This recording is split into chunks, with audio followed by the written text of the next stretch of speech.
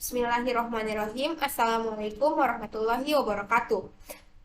Sebelumnya saya ingin mengucapkan syukur kepada Tuhan Yang Maha Esa karena telah memberikan saya kesempatan dan kesehatan untuk membuat video ini. Yang saya hormati Bapak Dosen Mekanika Tanah, Insinyur Muhammad Reza Hasrul STMT.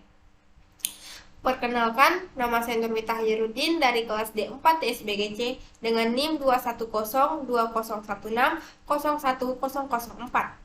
Saya ingin memberikan video penjelasan tentang permeabilitas dan rembesan. Permeabilitas didefinisikan sebagai sifat bahan berpori yang memungkinkan aliran rembesan dari cairan yang berupa air atau minyak mengalir lewat rongga pori. Untuk tanah, permeabilitas dilukiskan sebagai sifat tanah yang mengalirkan air melalui rongga pori tanah. Terhadap aliran bergantung pada jenis tanah, ukuran butiran, bentuk butiran, rapat massa, serta geometri rongga pori. Temperatur juga sangat mempengaruhi tahanan aliran atau kekentalan dan tegangan permukaan. Walaupun secara teoritis, semua jenis tanah lebih atau kurang mempunyai rongga pori. Dalam praktek, istilah mudah meloloskan air dimaksudkan untuk tanah yang memang benar-benar mempunyai sifat meloloskan air. Sebaliknya, tanah disebut kedap air bila tanah mempunyai kemampuan untuk meloloskan air yang sangat kecil. Yang gradien hidrolik. Menurut persamaan Bernoulli, tinggi total pada suatu titik di dalam air yang mengalir dapat dinyatakan sebagai bentuk penjumlahan dari tinggi tekanan tinggi, tinggi kecepatan, dan tinggi elevasi, atau dapat dirumuskan sebagai H sama dengan P per gamma W tambah V kuadrat per 2G tambah Z, di mana H merupakan tinggi energi total, P merupakan tekanan, V merupakan kecepatan, G merupakan percepatan yang disebabkan oleh gravitasi, dan gamma W merupakan berat volume air.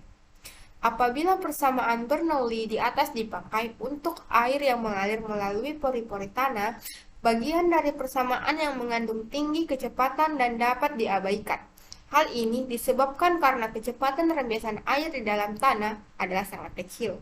Maka dari itu, energi total pada suatu titik dapat dinyatakan sebagai H sama dengan P per gamma W tambah Z. Pada gambar ini, menunjukkan antara tekanan elevasi dari tinggi energi dari total suatu aliran di dalam tanah. Tabung piezometer dipasang pada titik A dan B. Ketinggian air di dalam tabung piezometer A dan B disebut muka piezometer atau piezometric level. Dari titik A, tabung piezometer yang dipasang pada titik tersebut. Tinggi elevasi dari suatu titik merupakan jarak vertikal yang diukur dari suatu bidang datum yang diambil sembarang ke titik yang bersangkutan. Kehilangan energi antara dua titik A dan B dapat dituliskan dengan persamaan delta H sama dengan HA kurang HB sama dengan PA per gamma W tambah ZA dikurang PB per gamma W ditambah ZB. Kehilangan energi delta H tersebut dapat dinyatakan dalam bentuk persamaan tanpa dimensi seperti di bawah ini, yaitu I sama dengan delta H per L, di mana I merupakan gradien hidrolik, L merupakan jarak titik A dan B, yaitu panjang aliran di mana kehilangan tekanan terjadi. Hukum Darcy. Pada tahun 1856, Darcy memperkenalkan suatu persamaan sederhana yang digunakan untuk menghitung kecepatan aliran yang mengalir dalam tanah yang jenuh dan dinyatakan sebagai V sama dengan KI, di mana V merupakan kecepatan aliran, yaitu banyaknya air yang mengalir dalam satuan waktu melalui suatu satuan luas penampang melintang tanah yang tegak lurus arah aliran. K. Koefisien rembesan. Pada persamaan variasi kecepatan aliran V dengan gradien hidrolik I, pada prinsipnya dapat didasarkan sebagai pada hasil observasi yang dibuat oleh Darcy untuk aliran air dalam pori-pori pasir yang bersih.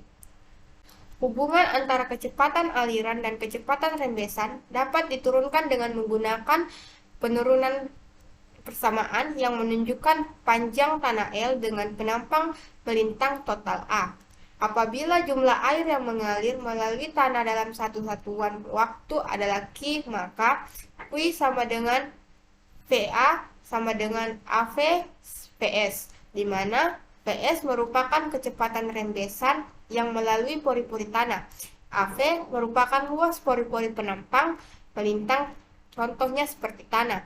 Tetapi A sama dengan AV ditambah AS, di mana AS merupakan luas butiran penampang melintang, contohnya seperti tanah.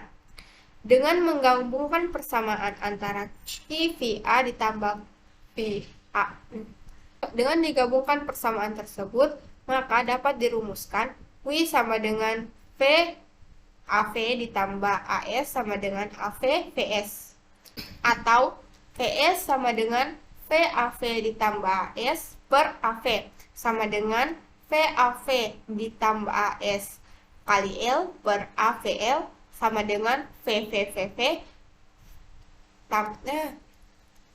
atau VS sama dengan VAV ditambah AS per AV sama dengan VAV tambah AS kali L per AVL sama dengan VVV ditambah VS per VV. Ada dua macam uji standar di laboratorium yang digunakan menentukan harga koefisien suatu tanah, yaitu uji tinggi konstan dan uji tinggi jatuh. Koefisien rembesan. Koefisien rembesan mempunyai satuan yang sama seperti kecepatan. Istilah koefisien rembesan sebagian besar digunakan oleh para ahli teknik tanah atau geoteknik. Para ahli geologi menyebutnya sebagai konduktivitas hidrolik. Bila mana satuan Inggris digunakan koefisien rembesan dinyatakan sebagai Ft per menit atau Ft per hari, dan total volume dalam Ft kubik. Dalam satuan SI, koefisien rembesan dinyatakan dalam cm per detik, dan volume total dalam cm kubik.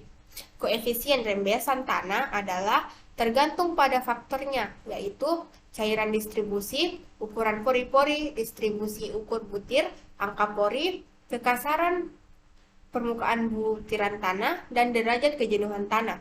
Pada tanah berlempung, struktur tanah memegang peranan penting dalam menentukan koefisien rembesan. Faktor-faktor lain yang mempengaruhi sifat rembesan tanah lempung adalah konsentrasi ion dan ketebalan lapisan air yang menempel pada butiran lempung. Untuk harga koefisien rembesan untuk tiap tanah adalah berbeda-beda. Beberapa harga koefisien rembesan diberikan pada tabel berikut ini. Koefisien rembesan tanah yang tidak jenuh air adalah rendah. Harga tersebut akan bertambah secara cepat dengan bertambahnya derajat kejenuhan tanah yang bersangkutan. Koefisien juga dapat dihubungkan dengan sifat-sifat dari cairan yang mengalir melalui tanah yang melalui sangkutan dengan persamaan K sama dengan YW per mu kali K, di mana YW sama dengan berat volume air, mu sama dengan kekentalan air, dan K merupakan rembesan absolut. Susunan alat untuk uji tinggi konstan ditunjukkan pada gambar berikut ini. Pada tipe percobaan ini, pemberian air dalam saluran pipa masuk dijaga sedemikian rupa hingga perbedaan tinggi air di dalam pipa masuk dan pipa keluar selalu konstan selama percobaan.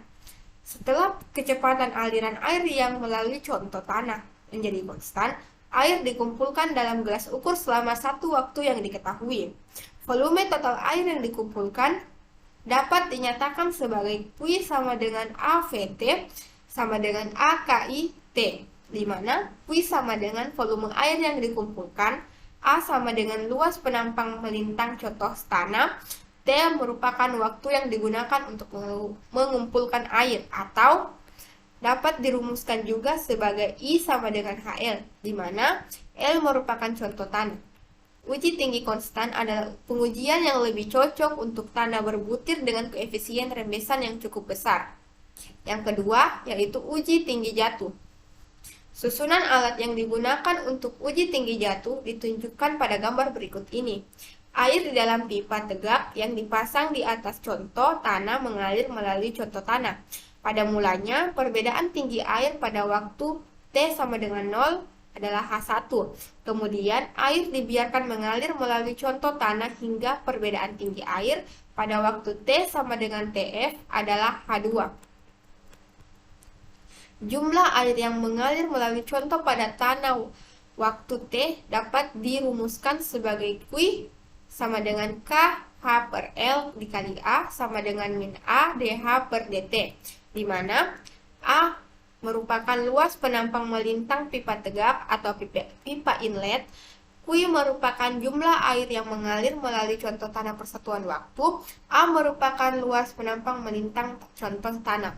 Apabila persamaan di atas disusun lagi, maka dapat didapatkan persamaan dt sama dengan AL per AK dikali minus DH per H. Uji tinggi jatuh merupakan pengujian yang sangat cocok untuk tanah berbutir halus dengan koefisien rembesan kecil. Itulah tadi video penjelasan singkat dari saya. Apabila terdapat kesalahan kata, mohon dimaafkan. Wabillahi taufiq wal hidayah. Wassalamualaikum warahmatullahi wabarakatuh.